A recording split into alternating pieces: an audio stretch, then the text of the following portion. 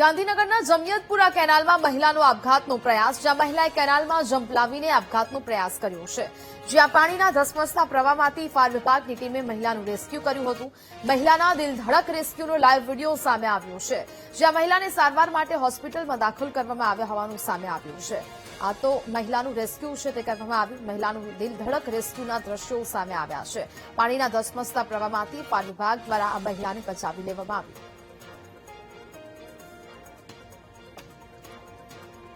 તો મહિલાએ આપઘાતનો પ્રયાસ કર્યો હતો ને કે જ્યાં ગાંધીનગરની આ કેનાલમાં મહિલાએ જમ્પ લાવ્યું. જમિયતપુરા કેનાલમાં મહિલાએ આપઘાત કરવાનો પ્રયાસ કર્યો હતો. જોકે ફાયર વિભાગની ટીમ ઘટના સ્થળે પહોંચી મહિલાનું દિલધડક રેસ્ક્યુ કર્યું, જેના દ્રશ્યો પણ સામે આવ્યા છે.